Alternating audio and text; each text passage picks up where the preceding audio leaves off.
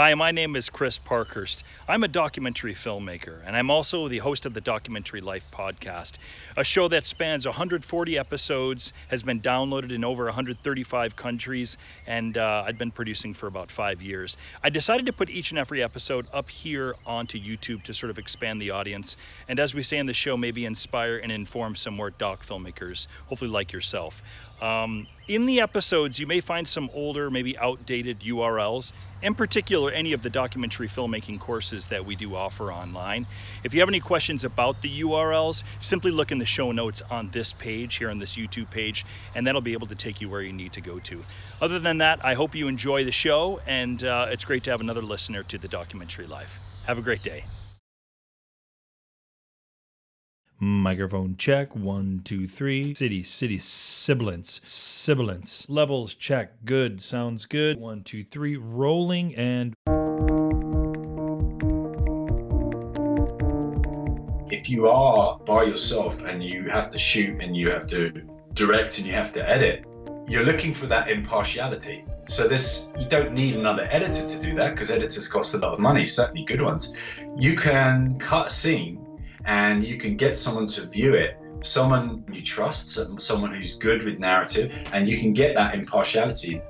Hello and welcome to The Documentary Life, a show that sets out to inspire and inform you on how to best live and lead your own documentary life. I'm your host, Chris G. Parkhurst, and this is episode number 119. And it is brought to you by Barong Films, proud creators of documentary film, the Documentary Life podcast, and the Documentary Academy, our industry-changing A to Z documentary filmmaking program that will transform you into the documentary filmmaker that you've always wanted to be. Find out more at thedocumentarylife.com/academy. Over the past 5 weeks, I've been head down and completely immersed in the edit of our current doc film. It's probably the most amount of consecutive days that, to this point, I've been able to dedicate to strictly editing on the film. Of course, I've had to do episodes for the podcast and all that comes with that, but other than this, it's been all about editing. Which, of course, makes me even happier that we'll be welcoming veteran UK film and TV editor Paddy Bird back to the program when we get to our industry conversation segment. I'm an editor by trade, and so I'm always eager to have a bit of conversation on the topic. In fact, I thought as a precursor to our conversation with Paddy, I thought that I might take a moment and share some of my own editing tips with you. You see, recently I've been getting some emails asking for a segment on best practices for starting on an edit. And you know what? I totally get that. The beginning of an edit is always the most daunting part. You're essentially taking sometimes over 100 hours of footage. The first feature doc I ever edited was over 240 hours of footage. And you're attempting to distill this down to a 60-minute program for TV or 90 minutes for a feature doc. Even on Journey to Kathmandu, which was only a 35-minute film, I had to go through 30-plus hours of footage. So having a few tips on getting started on the edit of your doc seemed like a good idea for today's show. So with that, let's get started on 5 tips to start editing your doc. Number 1, set up your infrastructure as soon as possible. The infrastructure of your edit begins in the infrastructure of your drive. Firstly, make sure you have a drive that is only dedicated to your film. That means no other work or films or anything else goes on that drive. The drive is your film. In fact, you should probably name your drive the working title for your film.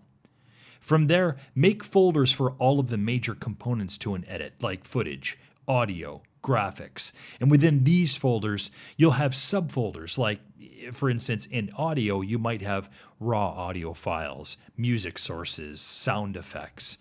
These subfolders can be determined later on. Just know that you'll be very intentional with the types of subfolders that will eventually be going into the top level folders. Once you start importing files into your edit, you'll want to try and keep the exact name and structure of your drive within the edit. I try and mirror the drive infrastructure with my edit's infrastructure. Now, I know that some people like to start changing names of clips to what the clip actually is, as opposed to the numbering system that your camera generates, but I've always found this a bit dangerous, or at the very least, a bit messy. Especially if for whatever reason your editing software, it loses the link, right? And you have to try and reconnect to the files on your drive. Sometimes I like to know what footage is in the bin without having to open up the bin and sift through clips. Having to do this constantly, it gets old and tedious very quickly. So because I always order my footage on my drive in folders with dates, I'll do the same in my edit, but then I'll also add a few words that best describe, what's in those folders, what I shot that day. That way, I can instantly know exactly what footage in the edit corresponds with footage on my drive, but I can also know roughly what I shot that day. Believe me when I say to you that having some basic infrastructure intact from the beginning, it will save you countless hours searching for things like clips, songs, or titling. It is worth the time to set this up correctly and at the outset of your edit. Number 2, separate out interviews. The first thing I'd recommend doing after setting up your infrastructure is getting all of your interviews together. If you need to be syncing up any video with audio files, this is the time to do it. Create separate sequences for each interview. Label that sequence with the interviewee's first and last name. Date it if you have more than one interview with the same person. 9 out of 10 times, the first footage you're going to be familiarizing or maybe refamiliarizing yourself with are the interviews for your doc. This is where the majority of your storytelling, at least the foundational elements to your story, are going to be found. So it's important you give these interviews that level of importance. Make a bin labeled interviews, and then go through all of your interviews, create these separate timelines, and place these all into the interviews bin. By doing this, you will be able to quickly access any and all interviews as soon as you need them. Number 3, make transcripts. Something that will be very helpful to you is if you make transcripts of all of these interviews. This used to be an incredibly painstaking process that you or an assistant editor might have to do. It's actually a very practical Walter Murch type of way of getting into an edit, truly immersing yourself in each and every word. But nowadays, we're shooting way more footage than most doc filmmakers did, so it's really not practical to be transcribing all of our footage ourselves. Thankfully, there are some pretty cheap and quick online companies that will do transcription for you. I've had success recently with a company called Teamy. Trint is another company that I've heard makes good searchable, editable transcripts. Rev is another one. A simple Google search will find you some to choose from. I know that people mention transcription services on the Documentary Life Community Facebook group often. You want transcripts because it makes cutting down massive amounts of interviews happen rather quickly. Reading through and taking a highlighter to your transcripts will allow you to efficiently start pulling sound bites that you may want to use in your film. And another great thing about transcripts is that it makes your edit super searchable. So say you need a better version of your subject saying the word bird. You can quickly find other instances in your interview where your subject has said this by a simple find command, whether you're using Google Docs or MS Word or Pages, whatever you might be using for your transcripts. Transcripts are essential, so don't hesitate to get them done as soon as you can. Number 4, make a timeline with all of your B-roll. This is actually a pretty fun exercise, putting all of your B-roll onto one timeline. Why on earth would anyone do this, you ask? Because it means all of your B-roll can be found in one place on one timeline that you can actually quickly scrub through, instead of having to go into each folder on a shoot day and try and locate B-roll clips from each card from that day. Again, this can be a very, very time-consuming thing, going through all of these bins and folders and cards looking for B-roll. Yes, it's true you will at least be able to specifically find B-roll from a certain day of a shoot, but you can do this anyway, right, if you really need to. But having a single timeline with all of your shoots B-roll allows you to quickly access B-roll whenever you might need something, which, once an edit gets going, is like all of the time. And lastly, number 5, don't get overwhelmed. The easiest thing in the world is to get overwhelmed by the sheer task of going through hours of footage and trying to make sense of it all enough to be able to start putting things into a timeline. which in itself, this may be the biggest reason for setting up the infrastructure to your edit early on and setting it up correctly, so you can minimize the feeling of being overwhelmed by the idea of starting an edit. But the truth of it is, you've already started your edit. The minute you started shooting, actually even before you were shooting, you were editing the film in your mind. Most likely, you had an idea before production and post-production on some kind of story that you wanted to tell, and that would then be reflected in all of your production that happens before you actually edit, right? So remember that when you sit down to do your edit, that you've actually in many ways been editing in your mind since quite possibly you came up even with the idea for your doc film. And also remember that no edit happens overnight. This is a process. It takes time. Actually, the majority of the time on a project is spent on the post-production aspect. So just know this and embrace this. And also be comforted in the knowledge that every single one of us has been faced with the same exact blank project file. And that blank project file will quickly be filled up with all sorts of bins and clips and sequences, hopefully in a decent infrastructure, mind you, and eventually that one day it will contain a whole cut of your documentary film. It's true. I do not lie about this, Doc Lifer. I hope that these 5 tips to start editing your doc were helpful. And if you've got some of your own, and I'll bet you do, feel free to share them either in the community Facebook group or you can leave a comment in the show notes for this episode, which can be found by going to thedocumentarylife.com. All right, Doc Lifer, as I alluded to earlier, next up on the show, we're going to have another conversation with one of the Documentary Life's most popular guests, who will again be speaking about one of the show's most popular topics. My conversation with editing extraordinaire Paddy Bird is coming up next, here on The Documentary Life. Like most filmmakers, when we start a new film, one of the first things we're thinking about is, how are we going to raise the money we need to make the film happen? And it isn't really until we get clear about this that we can begin focusing on what we really want to, the making of our doc film.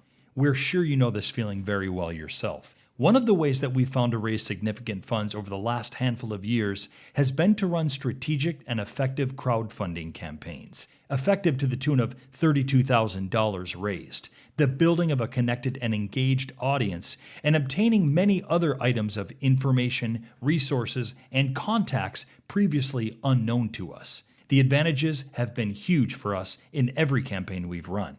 Are you thinking of raising money for your doc via a crowdfunding campaign? If so, we can definitely help you make it a success. We can help you raise your funding goal, and quite possibly more, and we can also help you build that all-important audience for your doc film. Enrollment is now open for our Crowdfunding for Your Documentary program, a step-by-step breakdown of how to run a successful crowdfunding campaign using our very own detailed content calendar, email templates, social media posts, and campaign resources that we used on our own successful campaigns. In addition, we're also inviting enrollees to be part of several live coaching calls, live Q&A sessions, and a private community group so every filmmaker can ask us directly the questions they need to ensure their own successful campaigns. If this sounds like just what you've been looking for, then head straight over to thedocumentarylife.com/courses and enroll today.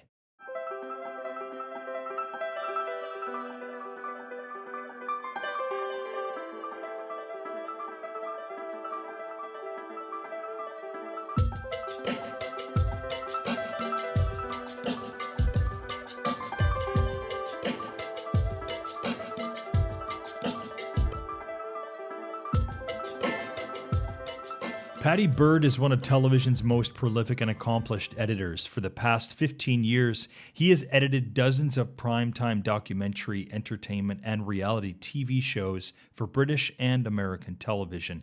Paddy has worked on multiple seasons of many of the world's most renowned format shows, including X Factor, Big Brother, Wife Swap, and Secret Millionaire, while at the same time editing numerous high-end political, historical, and observational documentaries. He has worked for broadcasters such as the BBC, Channel 4, ITV, Discovery Channel in the US, Nat Geo, PBS, the Smithsonian Channel, ABC, and the CBC in Canada.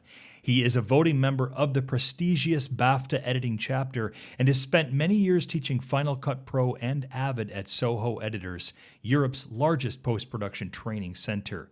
He has taught hundreds of producers, directors, cameramen, video engineers, and professional editors from production companies and broadcasters around the world. Paddy Bird has also been on the show previously in season 1. Paddy, I think it was number 48, episode 48, about halfway through our first season. Welcome back to the Documentary Life. It's been a while since we've spoken. I'm looking forward to catching up with you. Thanks, Chris. It's great to be back. I'm really looking forward to having a chat and catching up. Absolutely. It was actually, now that I'm looking back, it was indeed episode number 48, and it happened to be at the time one of our more popular episodes. I think, and I know this now, of course, now that we've been doing the podcast 3.5 years in, doc filmmakers like to talk and relate about many aspects of doc filmmaking. And here on the show, we also, of course, talk about the lifestyle aspects associated with living the life of a creative, in our case, doc filmmakers. But in particular, doc filmmakers really enjoy talking about editing and storytelling. So, that all being said, welcome back to the program. As a refresher, let's talk a little bit about inside the edit and how this happened for you. I think at this point, maybe 7-ish years ago. Yeah, sure. I was cutting for about 15, 20 years. I took some time off because I had a bit of burnout on complicated documentaries. I was having timeline dreams, which is never a good place to be. And it's like, maybe you need to stop looking at some timelines. Yeah. And then my agent said, why don't you teach some stuff? So I started teaching software, and I started looking around and going, wow, it's like no one's really teaching the craft. Yeah, right. And then I started investigating and seeing that, all the couple of hundred things that me and, all my peers and all pro editors do were kind of self-taught, which was a weird kind of situation. Yeah. So I came up with the idea of basically writing a very, very in-depth course about the craft, and knowing that, there's an absolute ocean of technical training out there.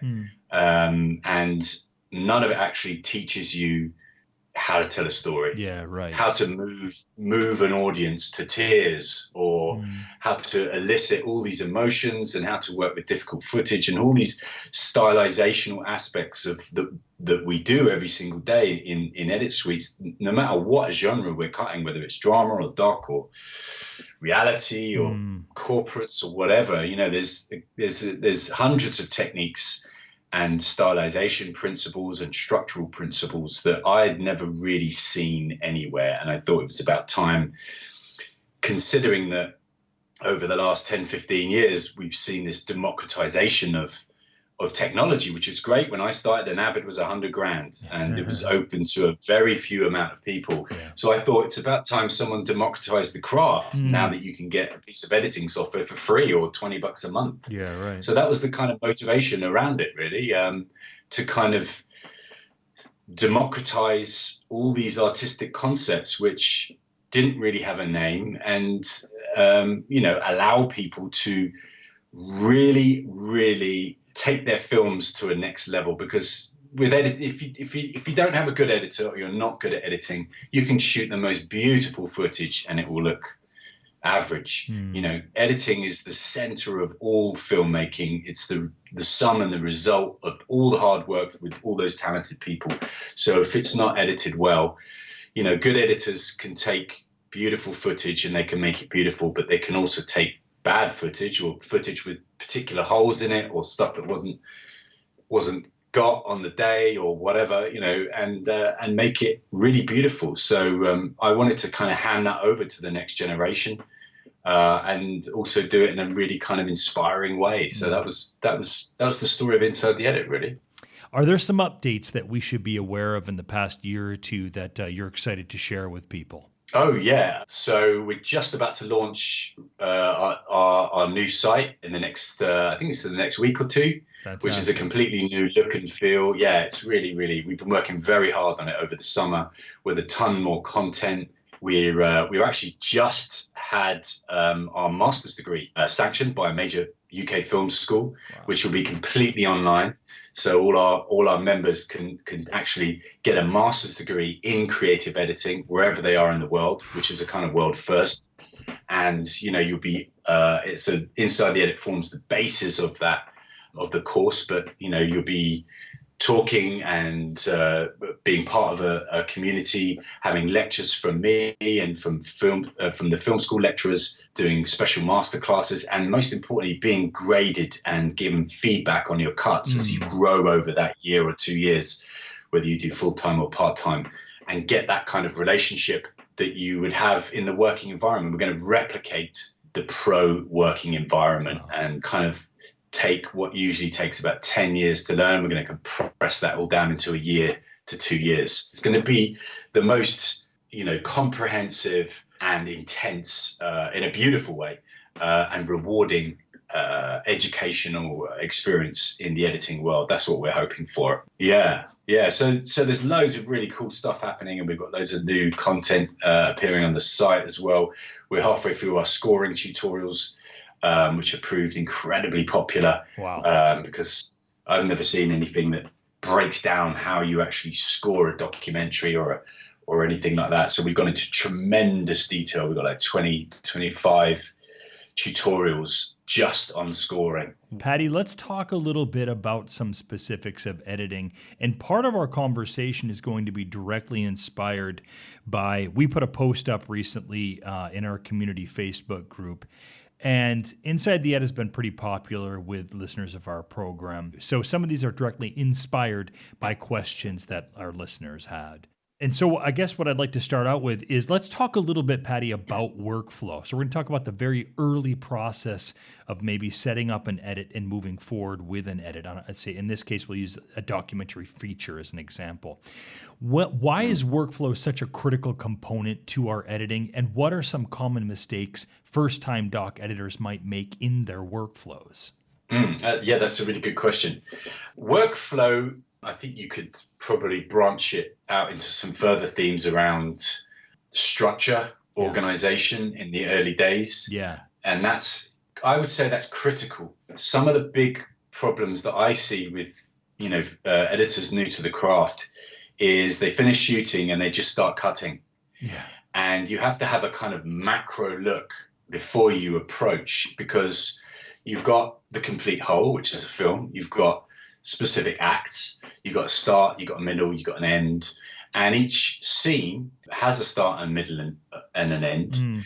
And all of those things, I find that the more if I'm working on something long form, like a doc feature, 90 or a 2 hour, the more I think about the narrative beforehand and organize based on that narrative with chats with the director, the producer, or if it's just me, if I've just shot it, I've got that constantly in my mind anyway.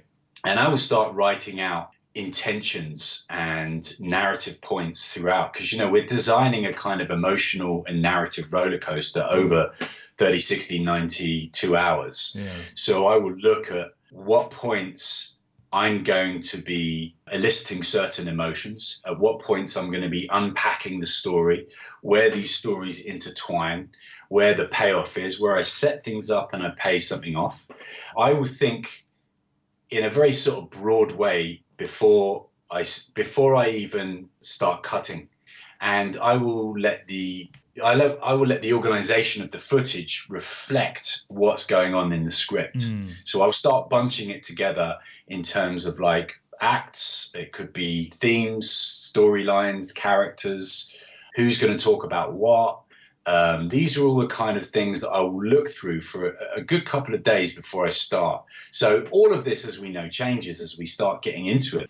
Well, I'm going to stop you there just for one minute, Paddy, because you're referencing script here, right? And so that's going to be appropriate certainly for feature narratives. In our case, doc filmmakers don't often maybe have a script, right?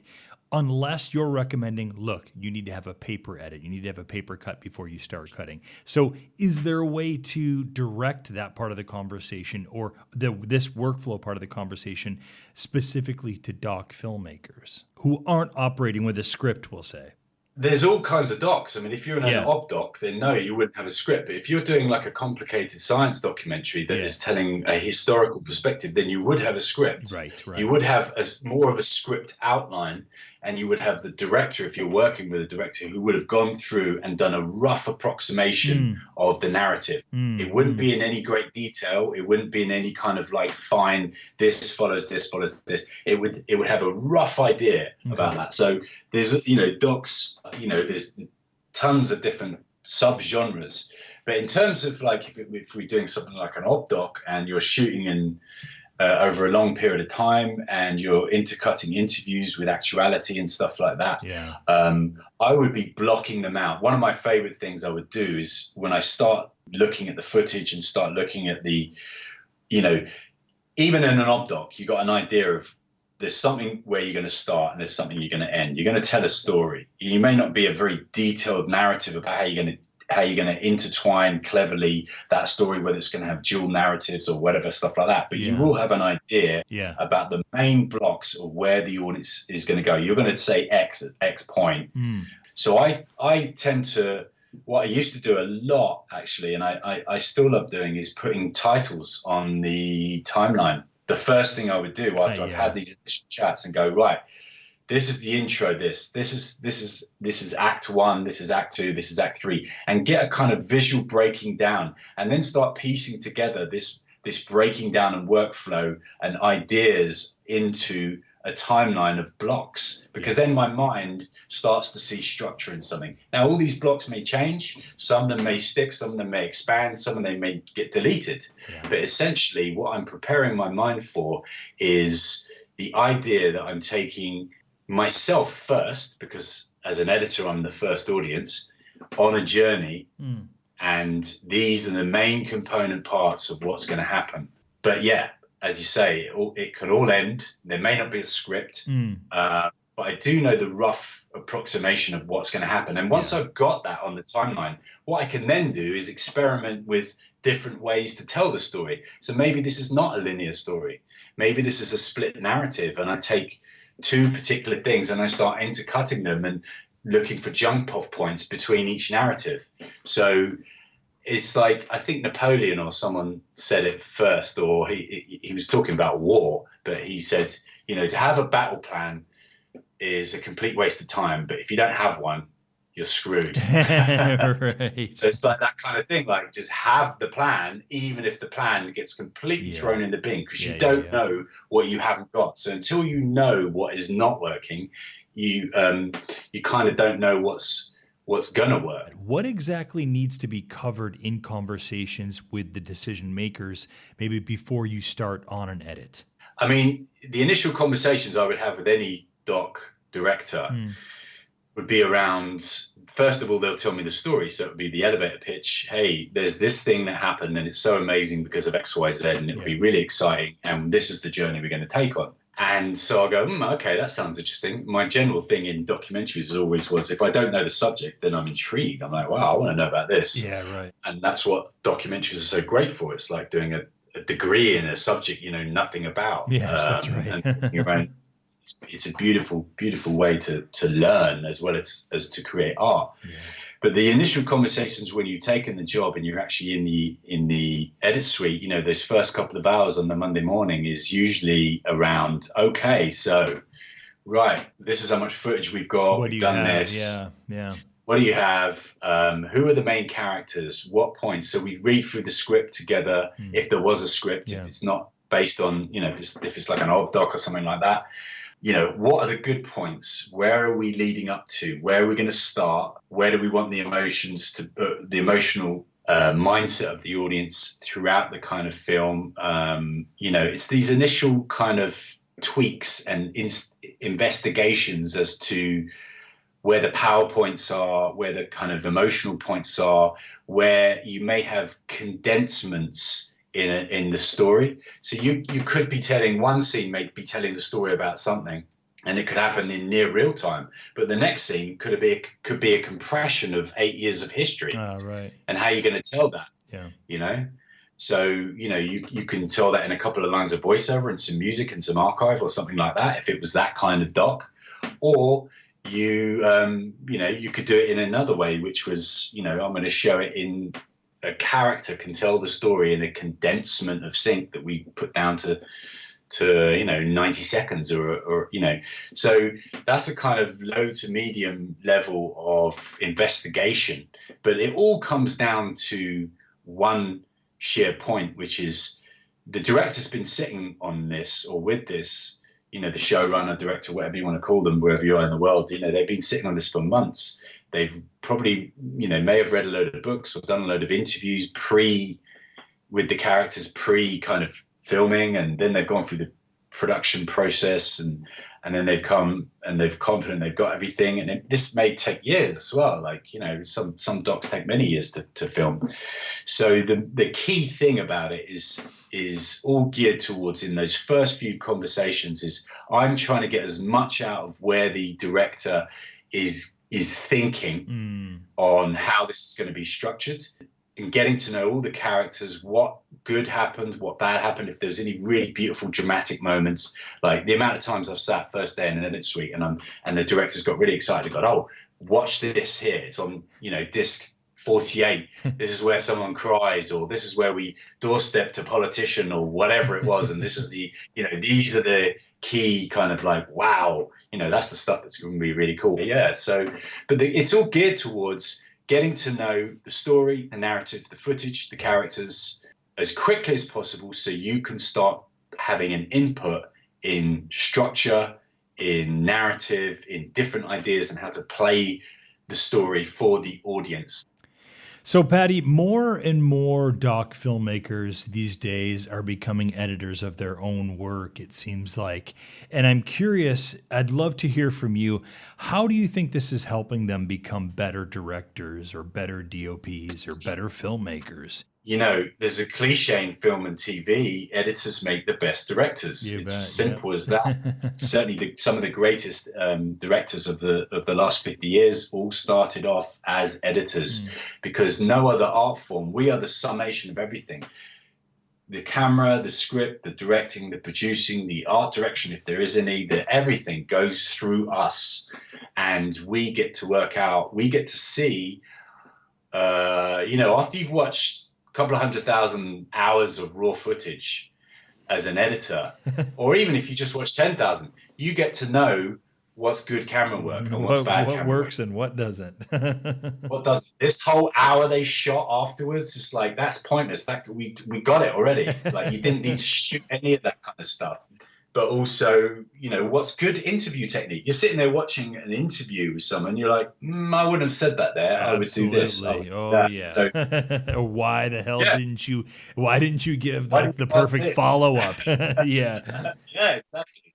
So as an editor, you're getting the privilege to watch everyone's work and grade it and categorize it and fix it. But also the side effect of that is actually you're becoming a really good cinematographer, and you're becoming a really good director, right? Like by itself, like completely as a side effect. So you can do a couple of years of editing, and because you know instinctively when to cut wide, when to shoot, when the camera operator should have panned left for that reaction, or did this or whatever, or shouldn't have split the shot into thirds at that point, they should have done this. You get to basically grade that. So when you actually comes time to pick up a camera or start directing, all of those things become instinctual. They become reflexive. So I would go so far as to say, if you really want a revolution in film education, you don't go and study directing. You don't go and study cinematography unless you want to become a high-end like film cinematographer. Sure. If you want to be a doc maker, you study editing first. You study editing first, because then you get to know form, you get to know structure, you get to know good camera work, bad camera work. You get to know when to turn the camera off. Your shooting ratios go from 200 to 1 down to about 1. Right. You save money. So the knock-on effects are just enormous. So I would advise, I did 15 years of editing before I went and directed. And when I went and directed, I think I may have told the story on the last podcast, I'm not sure, but the first day I was on a big primetime show, my first directing. It was it's like a 10 million viewing figure show for Channel 4. And I did the first day's shoot, and the cameraman at lunchtime came up to me and said, "Did you used to be an editor?" And I was like, yeah.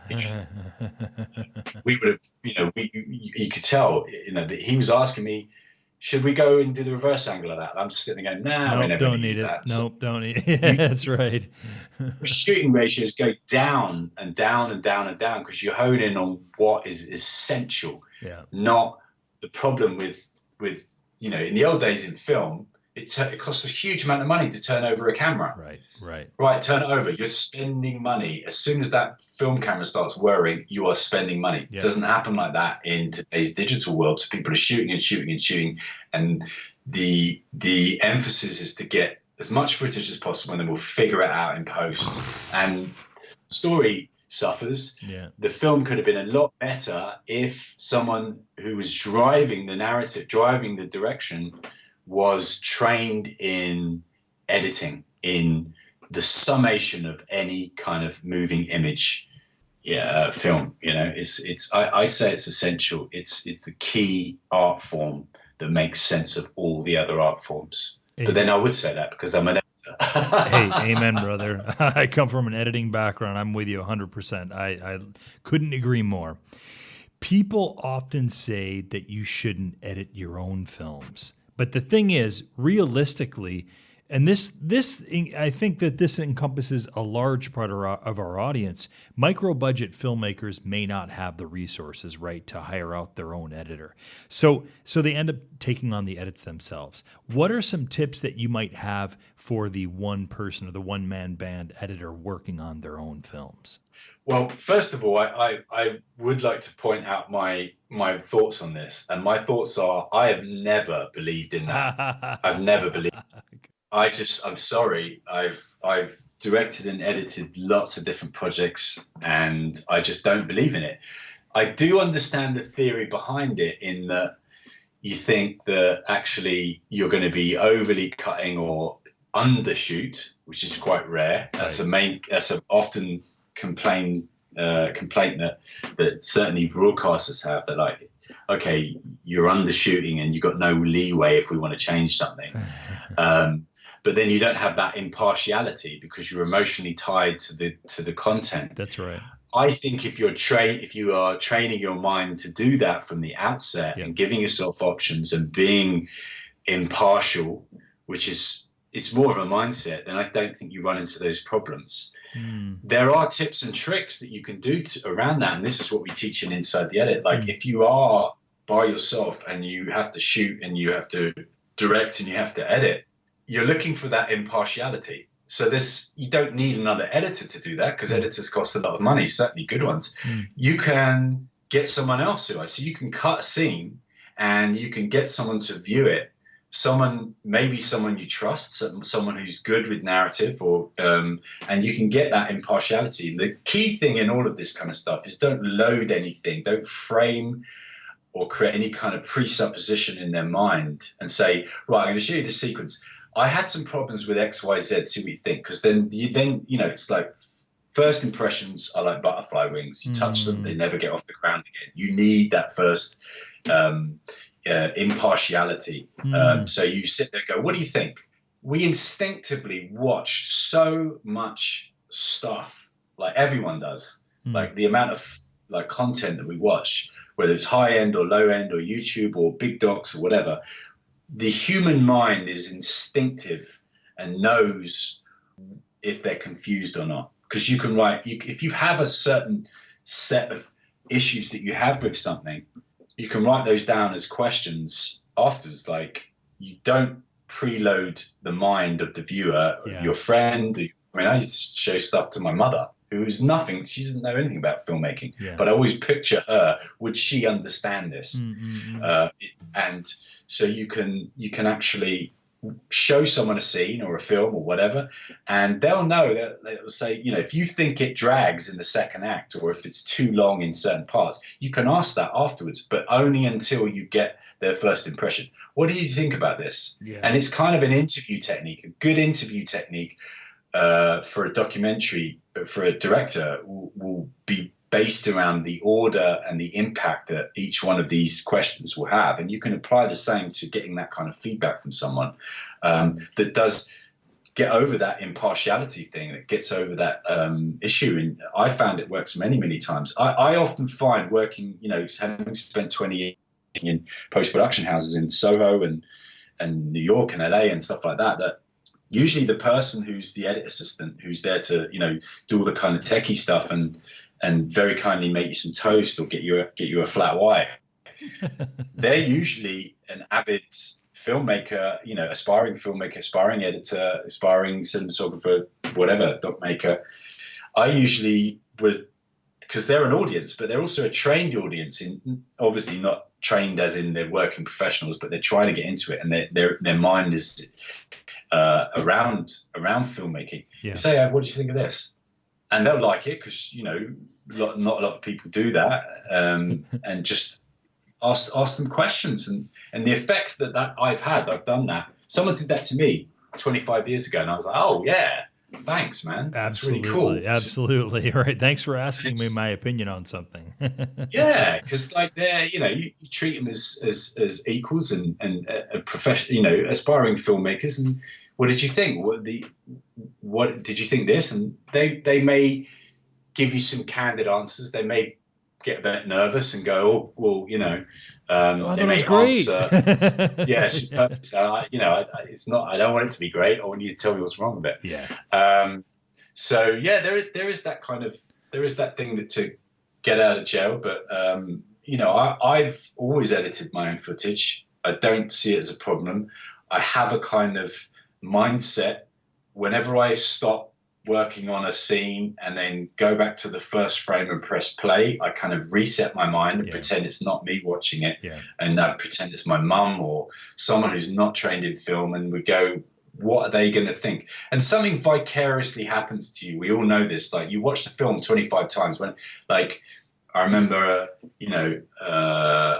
when I first started dating someone, and you've watched all these films for years. I couldn't believe this lovely girl I was dating hadn't seen Godfather 2. Right. I'm like, wow, that's like a crime. What do you mean you haven't seen The Conversation? Exactly, yeah. So then you watch it again with them, or you watch one of your own films, and something happens to the human mind when you vicariously watch it again through another person's eyes. You get more critical about. I've watched and cut something many, many times and gone, yeah, this is perfect. And then I've shown it to someone, and then that little ultra critical thing goes. And I'm watching it, and I'm watching their reactions. I'm looking at their reflection in the monitor. I'm not watching them, but I'm pretending I'm watching them. And I can see that they're tapping their fingers. I'm watching their body language. They may they may sigh heavily at a certain point. And I go, yeah, this is that scene there in the middle. That doesn't need to be there. It's too much. So there's loads of little tricks you can do. Well, I wouldn't call them tricks, but principles and concepts you can apply for if you're in a situation where you just can't afford an editor, or you're all by yourself and you're doing something. It's not as dark as everyone says. Like, you can never edit your own footage. Right. That's We've been speaking rather candidly, I might say, with Paddy Bird of Inside the Edit. Paddy, how can we learn more about Inside the Edit? Yeah, you can go just look us up on the net, insidetheedit.com. We've got a load of promo videos and tutorials, and it's a very clear, mapped out course on the site about what you're gonna learn, the skills and techniques, and where you're gonna be as a filmmaker after you finish the course, after you've engaged with Inside the Edit and started practicing all these principles. We've wanted to make it as simple as possible. It's a complex art form, so we make it incredibly simple. You download the footage, you download the music, you watch a tutorial, you take a creative task, and you practice it with the footage, or you can practice it with your own footage, and you will very quickly see the massive impact that it will have on your visual storytelling abilities by going through the course. But you can just, what we've done is you can go to Inside the Edit and just check out. You can sign up for free and get a bunch of tutorials for free, the first 2 chapters, which is about 10 tutorials, and just see if it works for you, if it makes sense to you, if you like it, and you can have a free trial, and if it works, you can carry on with the course. So we tried to make it as easy as possible. Just go to insidetheedit.com and sign up for free, and start going on that beautiful creative journey. I truly can say that I've never seen anything like what you guys are doing with Inside the Edit, and having editing, an editor of my own documentaries, and editing was my freelancing bread and butter for many years.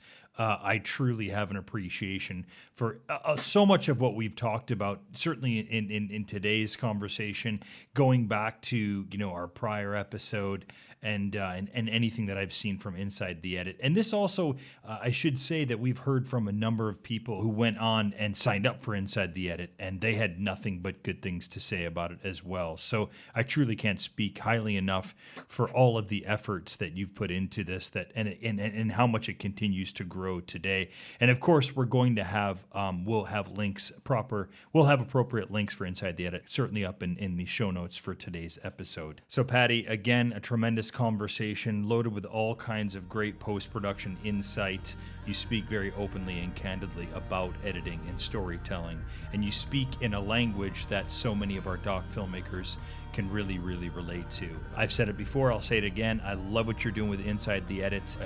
We'd love to have you back on the program again in the future.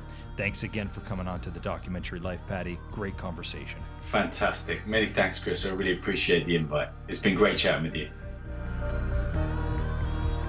A quick reminder that if you're interested in running a crowdfund campaign for your doc film, we've got everything that you will need to make it a successful campaign in our new Crowdfunding for your documentary film program. Just head on over to thedocumentarylife.com/courses. See you next time, Doc Lifer.